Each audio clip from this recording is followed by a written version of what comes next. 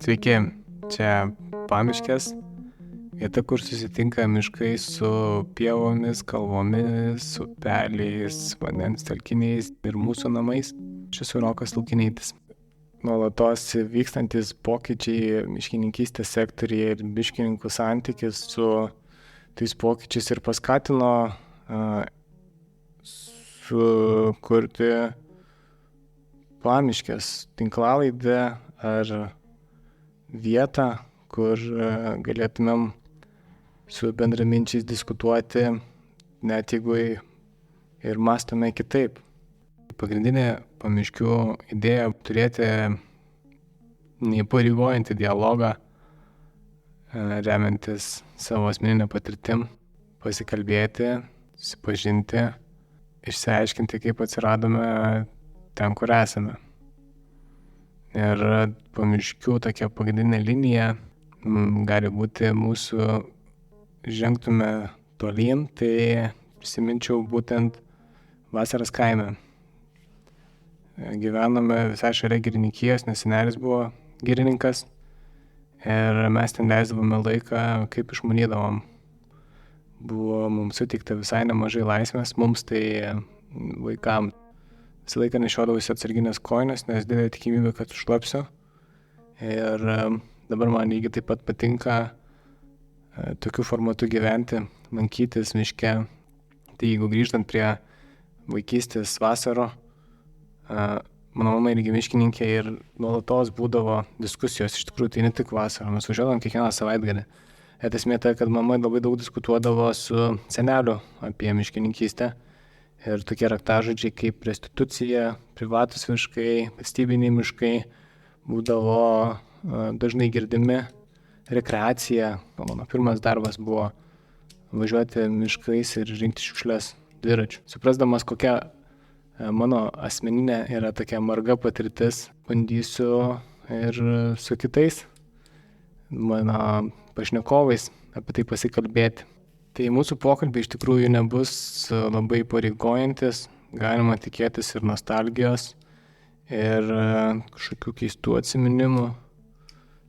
Nėra jokio tikslo žmonės grūsti į rėmus ir tik į vieną konkretų klausimą tikėsiuosi atsakymą, kokie jums patinka medžių rūšis.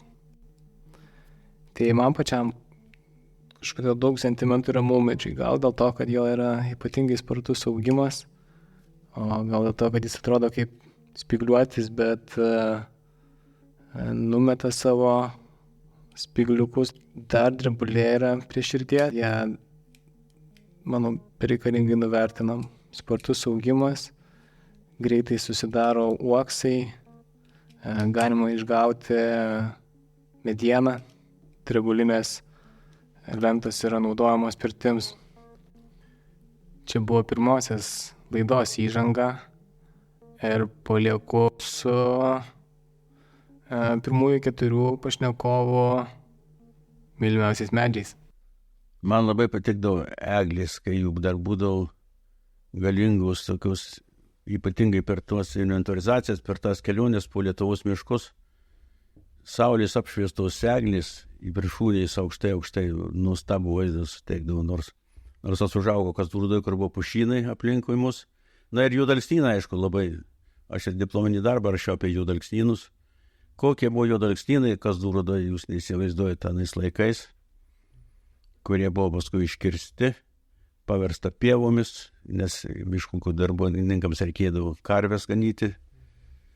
Tai juodalksnis ir eglė man tokios labai nuostabios medžių rūšys. Tai buvo laukinė trešnė ir tas toks gyvenimas su medžiu, medyje, po medžiu, nes mes kaip vaikai ten ir lipdavome jį, nes tos trešnės aukštai labai augdavo, nes didelis senas medis. Ir laukinės trešnės, jos tokios, mažytės juodos tos uogos ir aukštai reikia lipti, kad prisiskintum. Ir kaip žydi tas medis pavasarį, toks visą laiką su tuo medžiu. Ir atsimenu, kai reikėdavo po to darželį mokykloje piešti namus, tai aš piešdavau medį ir už to medžio namai. Tai man kažkaip matyti labai tas medis buvo, su tapatybė, su namai susijęs. Tai viena tokia, manau, standartiška, daugam patinkanti ir visa kita, tai yra ąžuolas. Tai tikriausiai niekieno nenustebinsiu, bet man lygiai taip pat patinka ir dar dvi kitos rūšis, tai yra beržas arba juodalksnis. Man tiesiog patinka medienos struktūra, patinka apskritai medžiai ir ne patys ir visa kita. Tai vėlgi, kaip sakant, čia skonis draugų neturi, kiekvienam individualiai. Ąžuolą aš vertinu kaip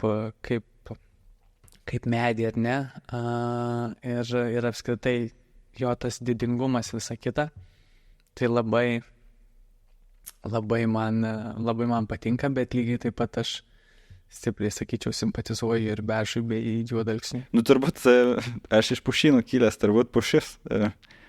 Jo, pušis greičiausiai.